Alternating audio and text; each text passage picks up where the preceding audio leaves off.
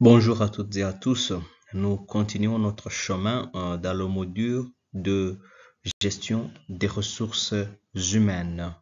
Et dans la partie suivante, nous allons voir d'autres thématiques en rapport avec ce thème. Dans cette partie, nous allons nous intéresser au travail d'équipe. Pourquoi le travail en équipe au sein d'une entreprise ou d'une organisation? Ce travail est organisé puisque les équipes se complètent. Le travail des uns complète le travail des autres, d'où la complémentarité des compétences.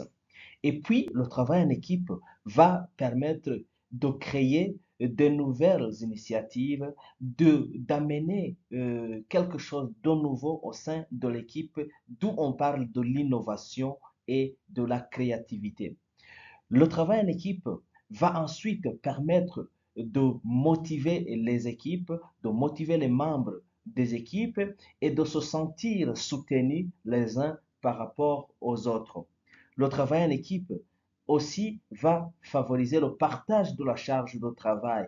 Et chacun a son travail, sa charge de travail, et les uns complètent les autres et il y a un soutien mutuel, il y a ce qu'on peut appeler le partage de la charge de travail au sein de l'équipe.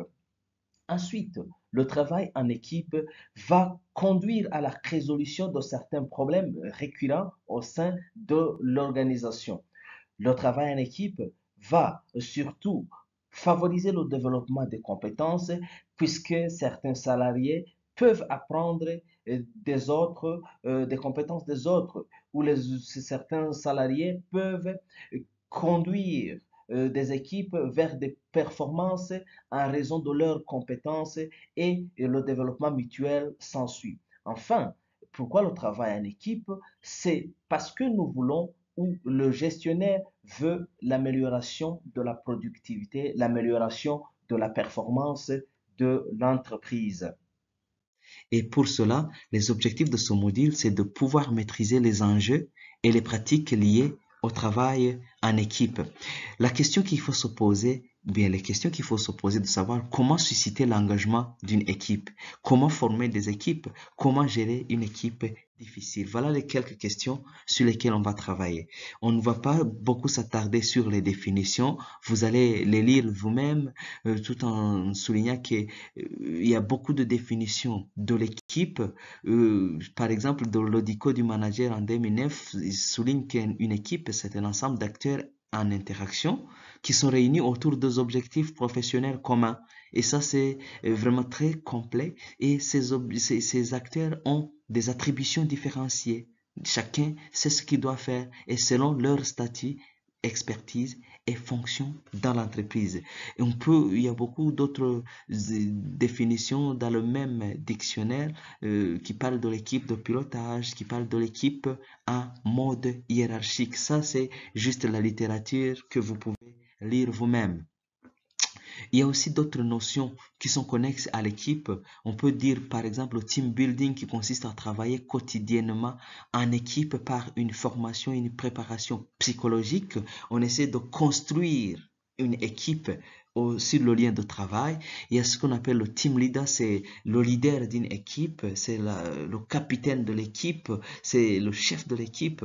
Il y a aussi la notion de l'équipe de projet, c'est-à-dire des personnes qui sont groupées autour d'un projet et qui œuvrent pour la réussite de ce projet. Ce que je veux vous partager alors, c'est de savoir quels sont les enjeux du travail en équipe. Il faut savoir qu'une équipe est un groupe de professionnels qui sont réunis pour travailler ensemble sur un projet commun, sur des objectifs communs. Alors, quels sont alors ces enjeux? C'est de travail en équipe. Il faut comprendre que ce travail en équipe doit impliquer les tâches que chaque membre doit réaliser, définir clairement les rôles. Ça, ce sont des enjeux. Les enjeux, si j'essaie d'expliquer un enjeu, c'est ce qu'on risque de perdre ou de gagner en réalisant, en faisant une pratique, en déployant une pratique. Par exemple, en travaillant en équipe, qu'est-ce qu'on risque de perdre, qu'est-ce qu'on risque de gagner. C'est ça les enjeux du travail en équipe. Et donc, il faut que les tâches soient réparties entre les membres. Cela permet de décomplexifier les tâches et cela facilitera la coordination. Quand on a réparti les tâches, il n'y a plus de complexité. Chacun sait ce qu'il doit faire et cela facilite la coordination. Parmi les autres enjeux de travail en équipe, il y a la taille de l'équipe. Il faut savoir que plus une équipe est de grande taille, plus elle est difficile à gérer. C'est pourquoi il faut de petites tailles au sein de l'entreprise et cela va faciliter la prise de décision parce que les équipes de grande taille sont souvent difficiles à gérer et la communication est complexe et la formation, il faut donc former des sous-équipes. Dans le travail en équipe, il y a aussi cet aspect de leadership. On en a beaucoup parlé. Il y a le style du leadership qui doit être clair parce que ce style impacte la cohésion de l'équipe. Par exemple, si le leader de l'équipe, le chef de l'équipe est autoritaire, il y a ceux qui vont se fâcher contre lui, il y a ce qui ne va pas aller, il y a bien sûr c'est pas dans toutes les situations où ça ne va pas marcher, mais il faut pouvoir adopter un bon style selon les circonstances de votre équipe et donc c'est le management en fonction des situations. La composition d'une équipe aussi c'est un enjeu très important parce que il faut viser le degré d'homogénéité. Comment est-ce que l'équipe est homogène? Est-ce que c'est multifonctionnel? Est-ce que l'équipe est multidimensionnelle ou bien l'équipe est mélangée des hommes et les femmes? Est-ce qu'il y a les gens de tous les niveaux? Est-ce qu'il y a des personnes qui sont formées, d'autres non formées? Essayez de voir le degré d'homogénéité et d'hétérogénéité des équipes et cela, c'est par rapport à des compositions et à la composition des différentes fonctions et cela doit être fait en fonction de chaque situation. Il faut penser à la pluridisciplinarité au sein de l'équipe et cela va permettre une bonne interactivité afin d'atteindre les meilleures performances. Et enfin, comme enjeu de travail en équipe, il y a l'influence de l'environnement externe.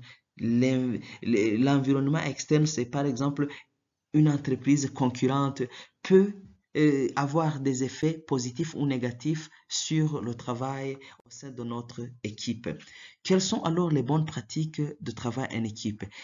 Pour cela, la première chose qu'il faut faire, il faut nommer un leader inspirant. Il faut nommer un chef de l'équipe qui donne confiance, qui est visionnaire, qui a du charisme, qui est différent de chef. Donc, un chef qui est différent de chef, donc celui-là, c'est le leader. Le chef donne des ordres, tandis que le leader donne des exemples. Vous comprenez cette différence? Il faut trouver quelqu'un qui est laborieux, qui aime le travail, qui sait coordonner les autres.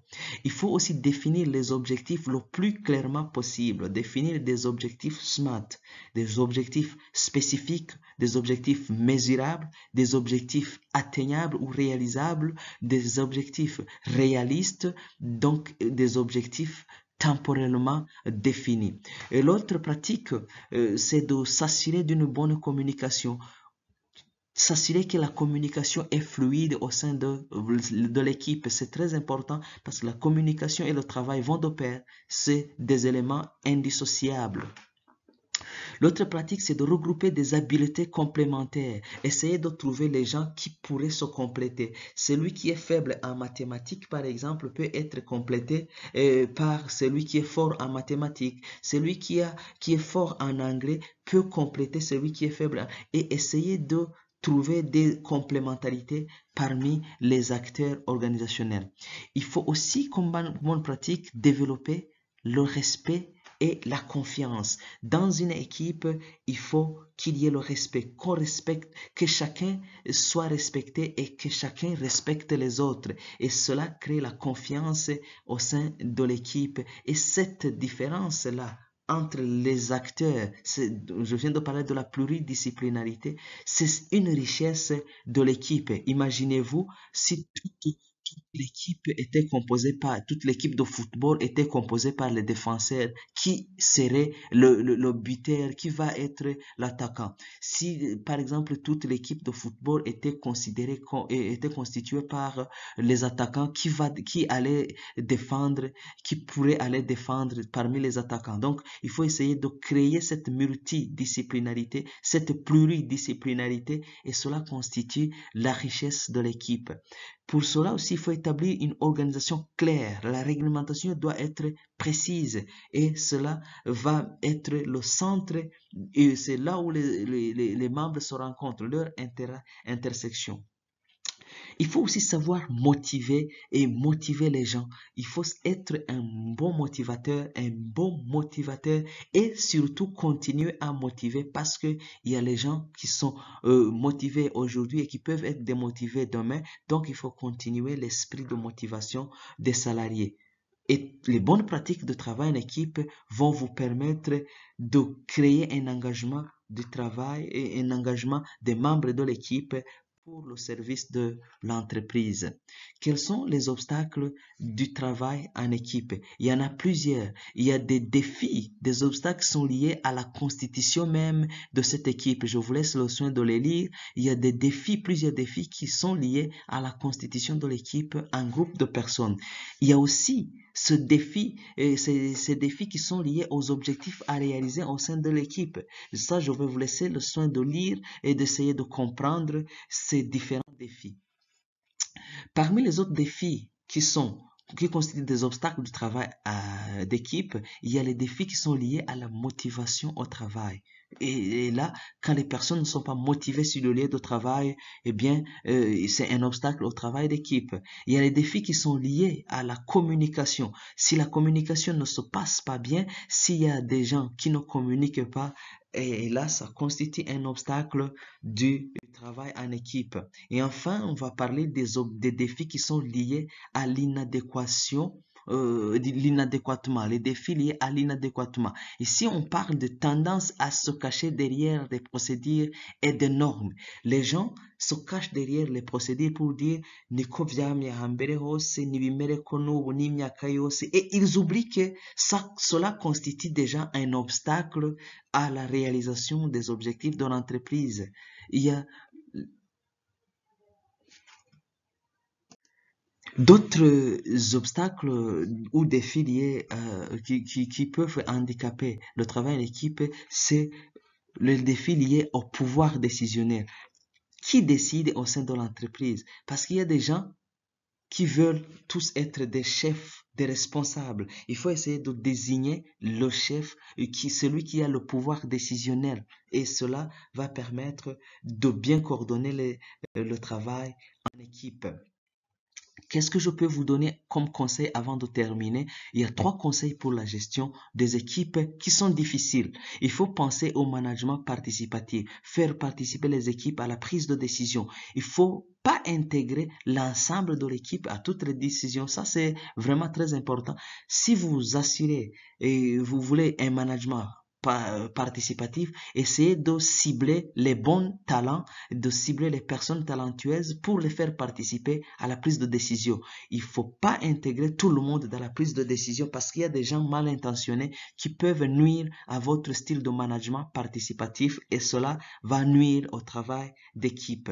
Deuxième conseil, c'est de détecter et de valoriser les qualités humaines. Les qualités humaines, sont des talents. Essayez de faciliter les membres de l'équipe en tenant compte de leurs performances, de leurs qualités humaines, de leurs contributions personnelles ou collectives au sein de l'équipe, et surtout pensez à motiver les personnes les personnes talentueuses pour le bien de l'entreprise. Le troisième conseil, c'est de partager et expliquer les objectifs.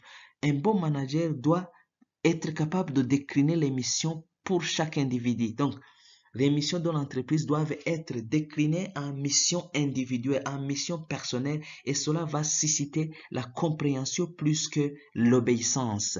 Voilà les quelques conseils que je peux vous partager. Et il faut toujours savoir que l'union fait la force dans le travail en équipe.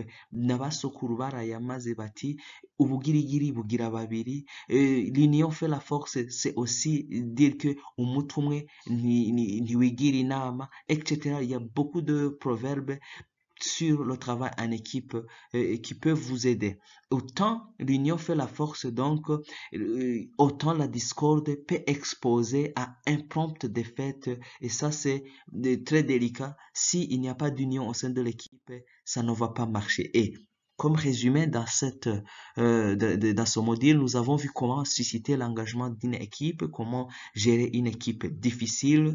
Nous avons parcouru toutes ces informations. Dans cette leçon, dans cette partie, nous nous sommes intéressés à des notions en rapport avec le travail d'équipe. Dans la leçon qui va suivre, nous allons nous intéresser à des notions en rapport avec la motivation du personnel dans une entreprise ou dans une organisation.